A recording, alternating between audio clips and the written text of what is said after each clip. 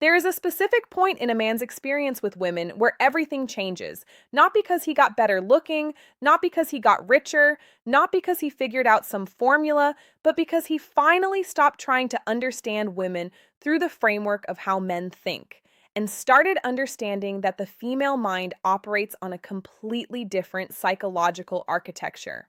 And the moment that shift happens, interactions that used to be confusing become readable. Behaviors that used to seem contradictory make complete sense. And the connection that used to feel like luck starts feeling like something that can actually be understood and built deliberately. This video covers 7 things that emotionally experienced men eventually figure out about how the female mind works.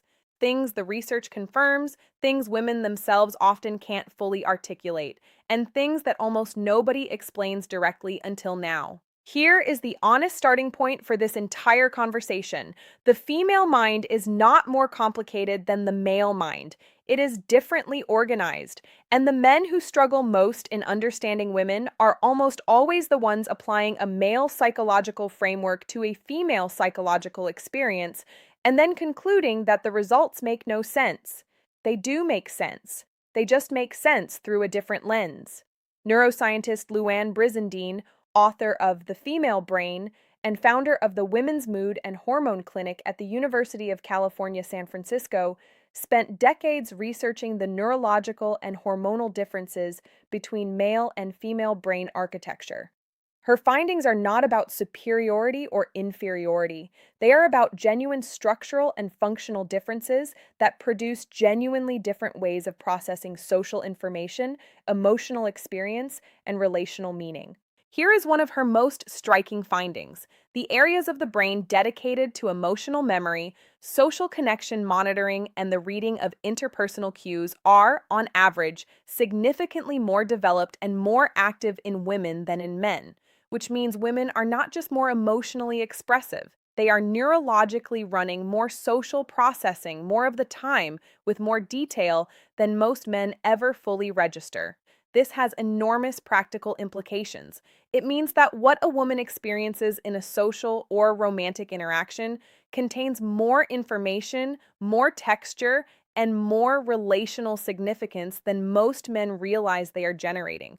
She is reading things he doesn't know he's broadcasting. She is noticing patterns he isn't aware he's creating. And she is making assessments continuously and automatically that most men have no idea are being made.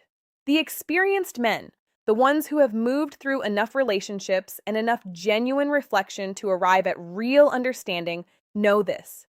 And it changes everything about how they show up. There are 7 specific things they know.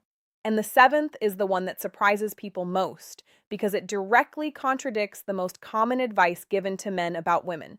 But by the time we get there, everything before it will make the 7th make complete sense.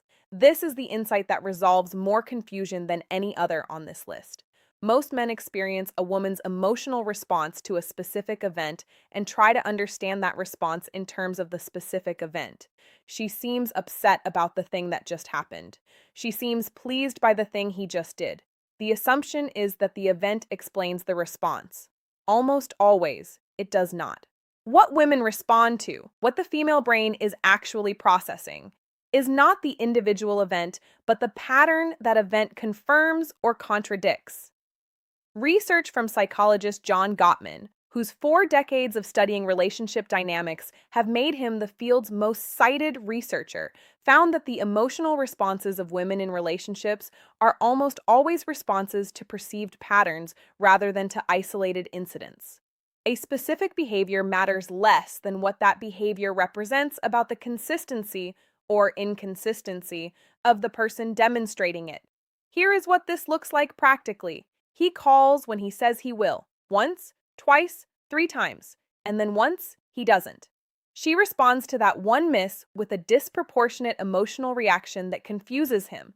It was one time, why does it matter this much? Because to her nervous system, it is not one time. It is a data point that challenges the pattern she had been building. The pattern is what she was investing in. The broken pattern is what she is responding to. Experienced men understand this. They understand that consistency, not intensity, not grand gestures, not peak experiences, is the currency that actually builds genuine trust and connection with a woman. The male framework often prioritizes peaks. The female psychological framework is much more interested in the baseline, in what you do when nothing special is happening, in whether the pattern holds. This is not about being predictable in a boring sense. It is about being reliable in the specific ways that communicate that you are who you present yourself to be. And that reliability, sustained over time, is what the female brain interprets as genuine trustworthiness, which is the prerequisite for everything else. Most men treat emotional safety as a nice thing to offer in a relationship, a bonus, something considerate people provide when they think of it. Experienced men understand that for the female psychology, emotional safety is not optional. It is the condition under which everything else becomes possible. Here is the neuroscience behind this understanding. Psychologist Lisa Feldman Barrett, whose research on emotion construction at Northeastern University has produced some of the most important findings in contemporary affective science, has documented that the human brain, and particularly the female brain, which runs higher baseline social monitoring activity, is constantly running threat versus safety assessments in every social environment. This assessment is not conscious, it happens automatically. And the results of that assessment determine what emotional and relational resources are available in that moment. In safety mode, the neurological state produced when the environment has been assessed as genuinely safe, creativity, openness, vulnerability, desire, playfulness, and genuine connection all become available. The brain's resources are directed toward engagement rather than protection. In threat mode, even mild, low-level threat mode, not dramatic fear, but simply the absence of fully established safety, all of those resources get redirected. The woman is not being difficult or withholding. Her nervous system has simply assessed that the resources required for genuine openness are not appropriate to allocate in this environment. What this means for men is something that experienced ones eventually learn through trial and error. The work of creating emotional safety is not supplementary to attraction, it is foundational to it. A woman who does not feel emotionally safe with someone cannot access the parts of herself that would generate genuine desire, genuine vulnerability, or genuine connection with that person. The safety comes first. Everything else follows from it. The men who haven't learned this keep trying to create attraction in the absence of safety and conclude that something is wrong with her for not responding. Experienced men establish the safety first and then find that everything else is considerably easier. This next insight makes many men defensive when they first encounter it. Experienced men have moved past defensiveness and arrived at understanding. Women test the consistency and reliability of men they're emotionally invested in, not as a game, not as a power play, but as a deeply rooted psychological mechanism that serves a specific protective function. And understanding that function removes the sting from the behavior entirely. Attachment researcher Mary Ainsworth, whose work on attachment styles in the 1970s established much of the foundational framework for how humans form and maintain bonds, documented that people with higher emotional investment in a relationship show higher levels of what she called proximity-seeking behavior. Behaviors designed to test and confirm the availability and reliability of the attachment figure.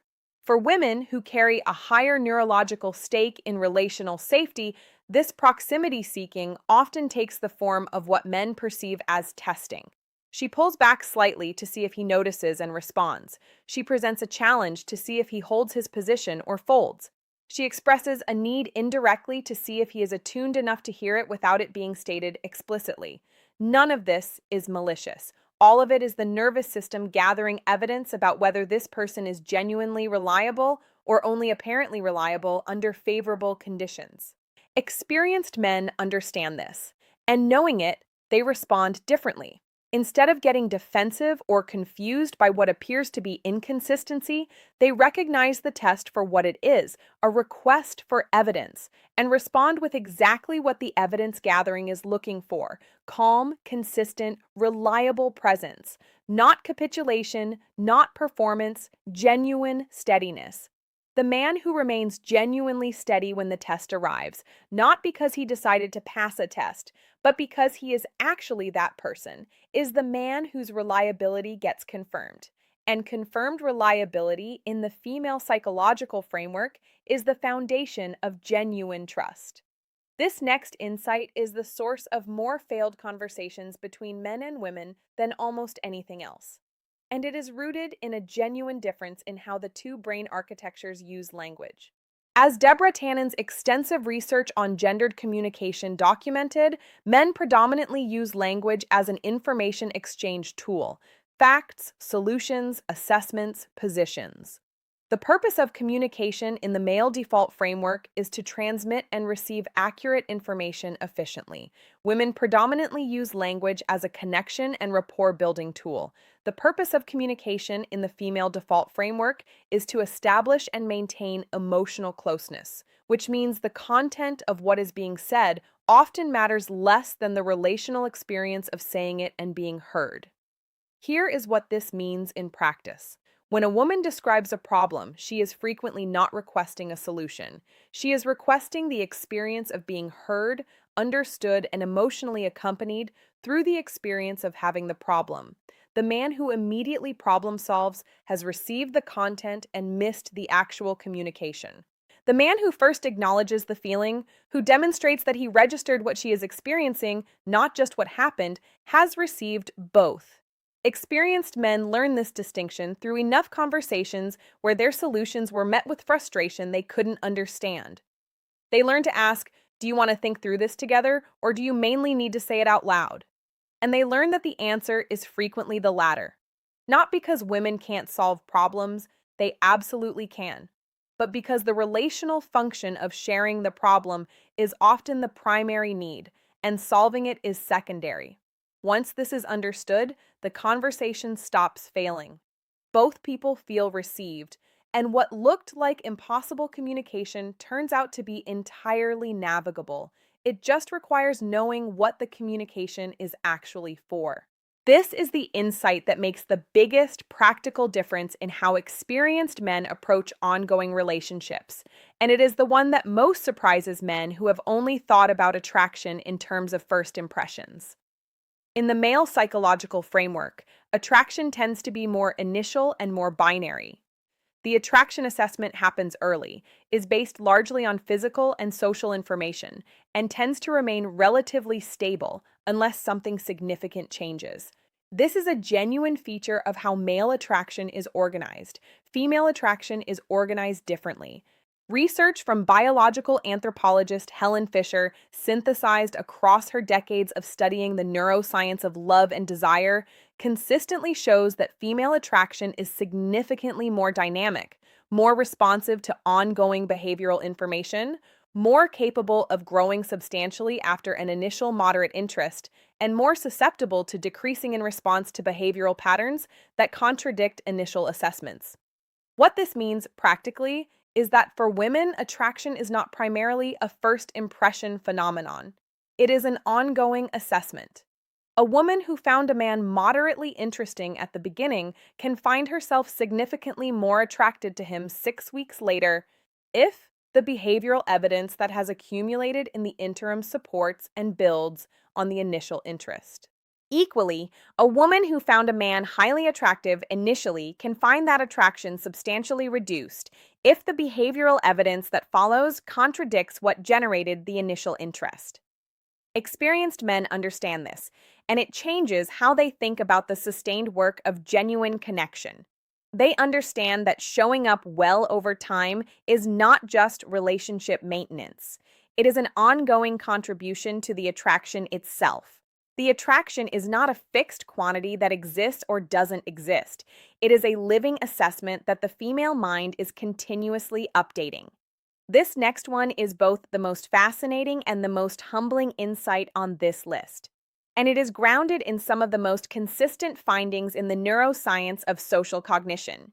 Women process social information with a level of detail and nuance that most men genuinely do not register themselves producing.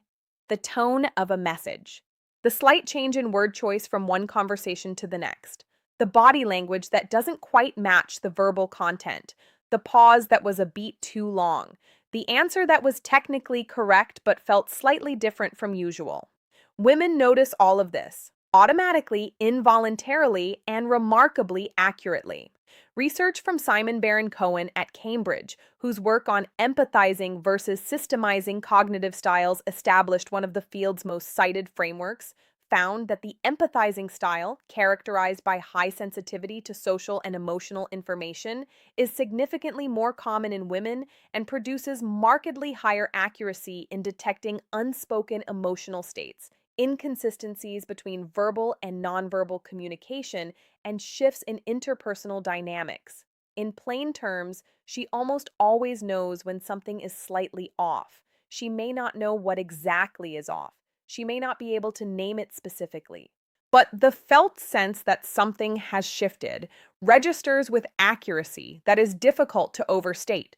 And when that felt sense registers, when she notices something that isn't being said, the question her nervous system immediately begins answering is this environment still safe? Is this person still who I thought they were? Experienced men understand this.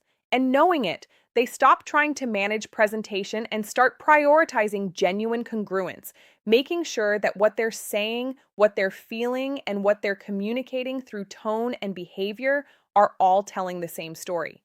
Not because she is checking, but because the experience of genuine congruence, of being with someone who is genuinely the same person on the inside as they appear to be on the outside, is one of the most neurologically compelling social experiences available. The female brain responds to it with something very close to relief. And relief, in the context of attraction, converts rapidly into genuine desire. This final insight is the one that surprises people most, and it is the one that, once genuinely understood, transforms how experienced men show up in every emotionally significant conversation. The male instinct when encountering a woman in emotional distress is to fix it, to find the solution, address the cause, and return the situation to a state of equilibrium. This instinct comes from a genuine place of care, but it consistently produces the opposite of the intended result. Here is why. Psychologist Kristen Neff, whose research on self-compassion at the University of Texas has produced some of the most practically significant findings in contemporary psychology, identifies what she calls common humanity.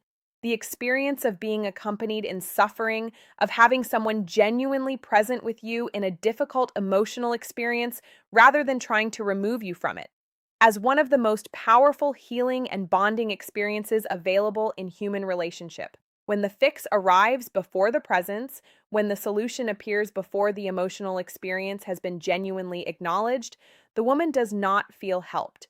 She feels that her emotional experience was treated as a problem to be resolved rather than an experience to be genuinely accompanied.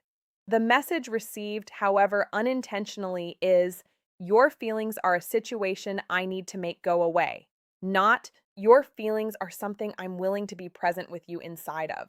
The difference in how these land is enormous. The second one, genuine presence inside the emotional experience without the rush to resolve or fix, produces something in the female nervous system that is very close to the experience of being truly loved, because it communicates something that the fix never can, that the person with you is there for you, not for the resolution of your discomfort.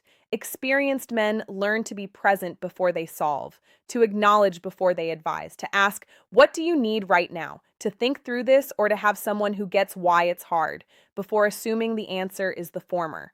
This shift, small in mechanics, enormous in impact, is one of the most consistently transformative things an emotionally experienced man carries. Here is the unified thread running through all 7 insights.